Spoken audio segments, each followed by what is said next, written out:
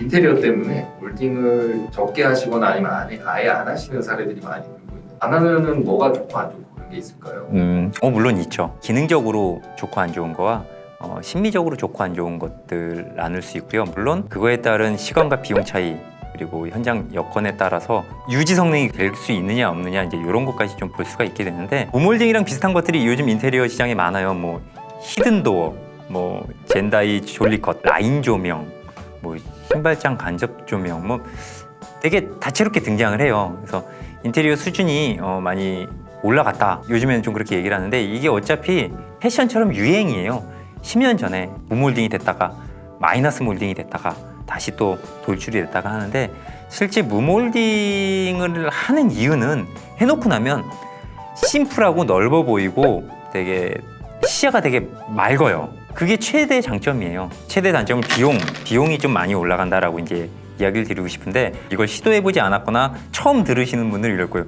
아니 하지 않았는데 왜 비용이 왜 들어가? 무몰딩이잖아. 일반적으로는 2배에서 3배 정도 더 들어갈 가능성이 높아요. 물론 굉장히 베테랑이신 분 그리고 인테리어 과정 중에 목수나 도배팀을 잘 분리해서 활용할 줄 아는 현장 소장님들은 2배, 3배는 아니고 불과 한 1-20% 비용만으로도 도배 쪽에다가 조금 더 신경을 쓰시면 저렴한 비용으로도 끝을 낼 수 있어요. 그렇지 않고서는 일반적으로 무몰딩은 2-3배 정도 더 비용을 들여야 된다. 그 이유는 무몰딩을 하는데 비용이 들어가는 게 아니고요. 무몰딩을 하기 위해서의 비용과 무몰딩 이후에 거기 무몰딩 부분이 깨진다거나 오염된다거나 이런 것들 방지하기 위한 밑작업에 대한 비용이 그렇게 2-3배가 들어가는 거지 단순히 무몰딩은 비용이 들지 않습니다.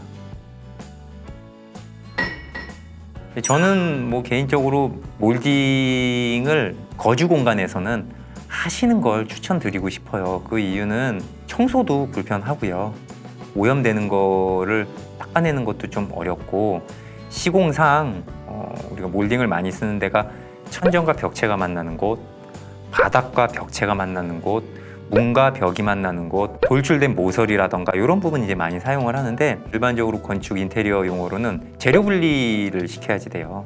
바닥재와 벽지가 만나는 그 부분을 바닥재도 뭔가가 받아줘야 되고 벽지도 누군가가 받아줘야 되는데 이걸 무몰딩을 시키려면 굉장히 라인도 잘 맞아야 되고 굉장히 평탄해야 되고 또 이후에 청소기를 돌린다던가 물걸레질을 했을 때 몰딩은 자꾸 먼지를 타면 자꾸 벗겨지려고 하거든요. 그러다 보니까 벽지를 사용 못하고 페인트를 시공해야 되는. 근데 페인트는 3-4배 정도 비싸요. 도배보다.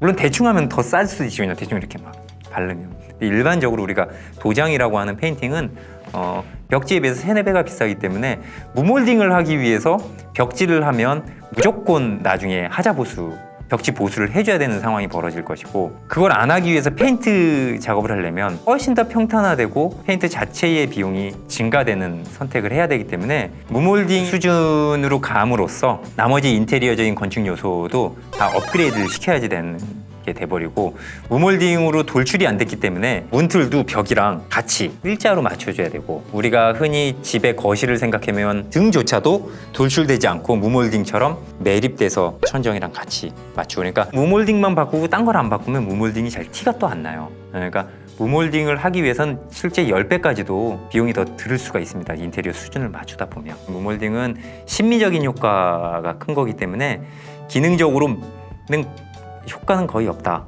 기능적으로 효과가 있네요. 마음을 평화롭게 해주는 효과는 있어요. 네. 하지만 일반적인 주거용 주택에서는 무몰딩이 경제적으로나 유지 보수적으로 유리할 수 있는 조건이 몰딩을 갖고 있는 주택보다는 좀 불리하다. 좀 이렇게 전달하고 싶어요.